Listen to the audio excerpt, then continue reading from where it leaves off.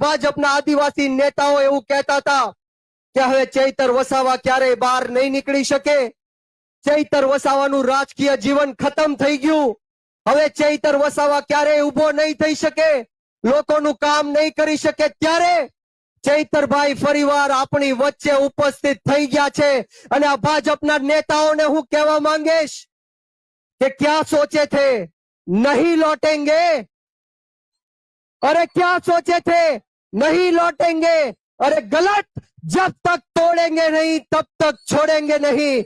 ये आम आदमी पार्टीना लोको आंदोलननी कोकमांथी जन्मेला लोको छे, गरम तपती भट्टीमांथी निकळेला लोको छीए। आम आदमी पार्टीनो एक एक होद्देदार अने एक एक कार्यकर्ता खेडूतो, युवानो, आदिवासी समाज माटे मोतने मुठ्ठीमां लईने फरे छे। મોતનું કફન બાંધીને અમે તમારી માટે નીકળ્યા છીએ, ત્યારે કોઈનાથી ડરવાની કે ગભરાવાની જરૂર નથી।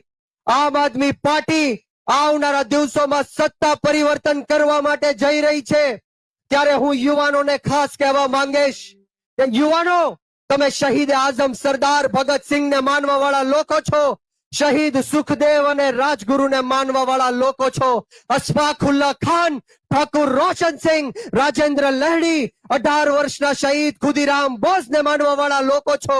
યુવાનોએ જ્યારે શહીદી આપી ત્યારે જઈને આ દેશની અંગ્રેજોની ગુલામીમાંથી આપણે મુક્ત થયા। યુવાનોએ જ્યારે કુરબાની આપી ત્યારે જઈને આપણું દેશનું લોકતંત્ર અને સ્વતંત્ર બચ્યું। અને આજે જ્યારે આપણો ભારત દેશ ખતરામાં છે, ભારત દેશના 140 કરોડ લોકો ખતરામાં છે, ગુજરાત ખતરામાં છે, ખેડૂતો ખતરામાં છે, આદિવાસી સમાજ હોય, ઓબીસી એસસી એસટી સમાજના લોકો ખતરામાં છે, ત્યારે આપણે સૌએ એક થઈને નાત જાત ભેદભાવ ભાષા ધર્મ જ્ઞાતિ જાતિ બધું જ ભૂલીને આમ આદમી પાર્ટીમાં જોડાવવું પડશે।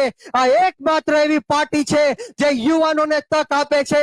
આમ આદમી પાર્ટીમાં જોઈ લ્યો, ચૈતરભાઈ વસાવા યુવા, ગોપાલભાઈ ઇટાલિયા યુવા, હેમંતભાઈ ખવા યુવા, મનોજભાઈ સોરઠિયા યુવા, પાયલબેન સાકરિયા યુવા, રાજુભાઈ કરપડા યુવા, પ્રવીણભાઈ રામ યુવા। આ માત્ર ને માત્ર યુવાનોની પાર્ટી છે।